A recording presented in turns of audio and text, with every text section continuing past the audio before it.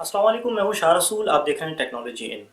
आज की वीडियो में मैं आपकी डिवाइस के बहुत अहम कंपोनेंट के बारे में बताने जा रहा हूं। उस कंपोनेंट का नाम है चिपसेट। हम जब भी अपना लैपटॉप, डेस्कटॉप, स्मार्टफोन या टैबलेट परचेज करने जाते हैं, हम उसमें उसकी हार्डवेयर कॉन्फ़िगरेशन चेक करते हैं कि इसमें कितनी रैम लगी हुई है, कितनी स्टोरेज है, या कितनी हार्ड ड्राइव है, या कितनी बैटरी है। लेकिन उसमें चिपसेट नहीं देखते, क्योंकि हमें पता ही नहीं है कि चिपसेट है क्या, ये एक्चुअली काम कैसे करती है और ये कितनी अहम है। तो इस वीडियो को पूरा देखिएगा। मैं आपको कोशिश करूंगा कॉन्सेप्ट क्लियर करने की कि चिपसेट है क्या चीज़, किस तरह काम करती है।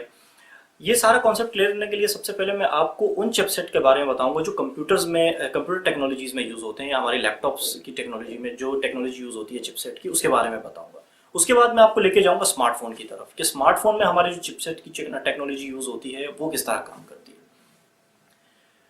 अगर आपको याद हो, पुराने जो मदरबोर्ड्स थे कंप्यूटर्स के, वो कुछ इस तरह के हुआ करते थे। उसमें बहुत से छोटे छोटे चिप्स होती थी, बहुत छोटी छोटी आईसियाँ हुआ करती थी, और पूरा बोर्ड पे, जो पूरे मदरबोर्ड है वो बिखरी हुई होती थी। इन छोटी चिप्स का काम क्या था कि ये जो मुख्तलिफ चिप्स थी, कुछ चिप्स इसमें से ऐसी थी जो हमारे प्रोसेसर्स को कंट्रोल किया करती थी, कुछ हमारे मेमोरी को कंट्रोल किया करती थी, कुछ हमारी जो है रैम की जो स्लॉट्स है उनको कंट्रोल किया करती थी। हर चिप्स का मुख्तलिफ एक काम था।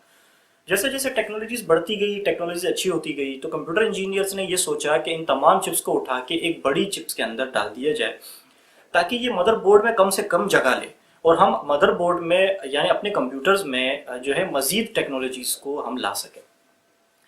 जैसे जैसे इस पे काम होता गया, तो इंजीनियर्स ने क्या किया कि इन तमाम चिप्स को, छोटी छोटी चिप्स को उठा के एक बड़ी चिप के अंदर डाल दिया गया, और उस बड़ी चिप का नाम रख दिया चिपसेट। ठीक है जी। अब मदरबोर्ड में ये चिपसेट किस तरह काम करता है, मैं ये आपको बताता हूँ।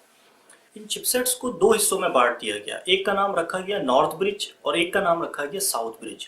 नॉर्थ ब्रिज मदरबोर्ड के ऊपरी हिस्से में होती है, और साउथ ब्रिज मदरबोर्ड के निचले हिस्से में होती है। नॉर्थ ब्रिज जो है वो प्रोसेसर से डायरेक्टली कनेक्ट होती है, और ये कम्युनिकेट करवाती है हमारी वीडियो कार्ड, हमारी मेमोरी को हमारे प्रोसेसर के साथ। यानी हम ये भी कह सकते हैं कि हमारे प्रोसेसर और हमारे रैम और हमारी वीडियो कार्ड के बीच में ये एक मिडल मैन के तौर पर काम करती है। यानी अगर रैम को प्रोसेसर के पास कोई डेटा लेके जाना है, तो वो डायरेक्टली लेके नहीं जा सकता।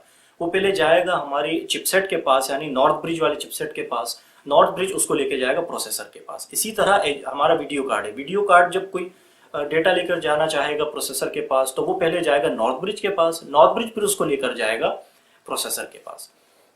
साउथ ब्रिज जो है वो देता है हमारी जो मदरबोर्ड के जो थोड़े से कम पावर वाले जो कंपोनेंट्स होते हैं।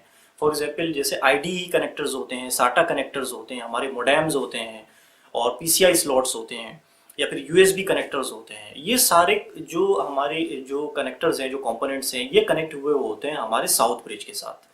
अब फॉर एग्जाम्पल यूएसबी को अगर जाना है प्रोसेसर के पास डेटा लेके, तो यूएसबी जाएगा साउथ ब्रिज के पास, साउथ ब्रिज जाएगा नॉर्थ ब्रिज के पास, और नॉर्थ ब्रिज फिर प्रोसेसर के पास लेकर जाएगा डेटा। यानी कि जो साउथ ब्रिज हमारा चिपसेट है वो डायरेक्टली प्रोसेसर से कनेक्ट नहीं होता। साउथ ब्रिज पैगाम भेजता है नॉर्थ ब्रिज को, नॉर्थ ब्रिज लेकर जाता है प्रोसेसर के पास। तो मुझे यकीन है कि इस कॉन्सेप्ट से, इस सारी डिटेल से आपका कॉन्सेप्ट क्लियर हो गया होगा कि एक्चुअली चिपसेट्स बनी क्या, बनी कैसे, और ये काम कैसे करती हैं। अब मैं आपको लेके आता हूँ हमारे जो मोबाइल टेक्नोलॉजीज़ के अंदर जो चिपसेट का इस्तेमाल होता है वो कैसे आता है, वो कैसे होता है, वो मैं आपको बताता हूँ।